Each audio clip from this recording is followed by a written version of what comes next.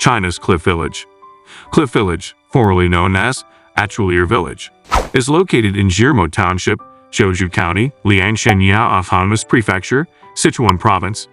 When the villagers go to the outside world, they need to climb a cliff with a drop of 800 meters and go over a 13-level 218-step rattan steel ladder. Historically, due to very complicated reasons, some tribes don't land on the cliff. With water, grass, land, and living conditions, and mountain climbing was a no-brainer for them, so they moved their families to the mid-mountain slope. Live here, and generations will live in the mountains endlessly. The mountain village does not look high, but the terrain is dangerous.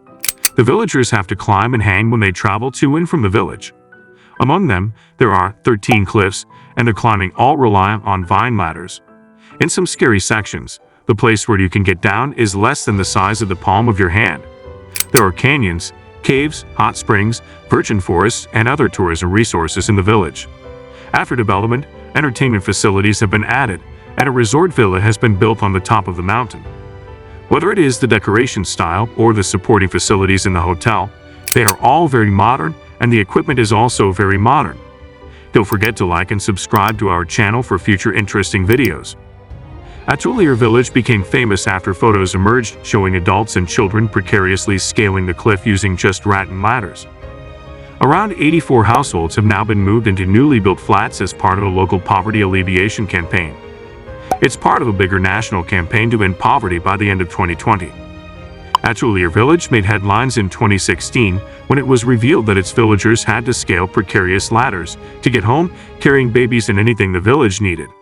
Soon afterwards, the government stepped in and replaced these with steel ladders. The households have now been moved to the county town of Zhouzhou, around 70 kilometers away. They will be rehoused in furnished apartment blocks, which come in models of 50, 75, and 100 scm, depending on the number of people in each household. It'll be a big change for many of these villagers, who are from the Yun minority and have lived in Atulier for generations. Photos on Chinese state media showed villagers beaming, one of them telling state media outlet CGTN that he was so happy that I got a good house today. Big financial burden. According to Mark Wong, a human geography professor at the University of Melbourne, such housing schemes are often heavily subsidized by the government, typically up to 70%. However, in some instances, families have been unable to afford the apartments despite the subsidies. For some really poor villages, the 30% may still be difficult for them to pay, so they end up having to borrow money, ironically causing them even more debt, he told BBC News. For the poorest, it's a big financial burden, and so in some instances, they might have to stay. According to Chinese state media outlet China Daily, each person will have to pay 2,500 yuan, $352, 288 pounds, for this particular move. So for a family of 4, the cost would come up to 10,000 yuan. This is quite a low price, says Mr. Wong, as he had heard of people having to pay up to 40,000 yuan for other relocation projects. Mr. Wong says in most poverty resettlement campaigns, villagers are given a choice whether or not to move, and are not usually moved into cities from the countryside. In most instances, it's a move to a county town or a suburb. So it's not like they're moving to a big city. Not everyone wants an urban life, and most of those who do would have already left these villages and moved to the big cities, he says. Usually the government puts a limit on the resettlement distance.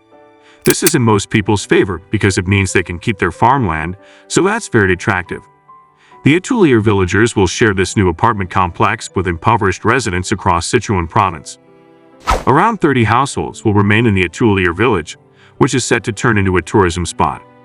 According to Chinese state media outlet China Daily, these households will effectively be in charge of local tourism, running inns and showing tourists around. If you enjoyed from this video, don't forget to like and subscribe to our channel for more content. Thanks for watching.